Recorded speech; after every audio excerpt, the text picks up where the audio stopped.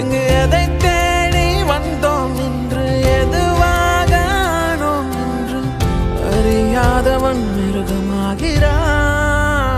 நான் யார் இறைவா, விடைத்தாய் இறைவா. நான் யார் இறைவா, பதில் சொல்ல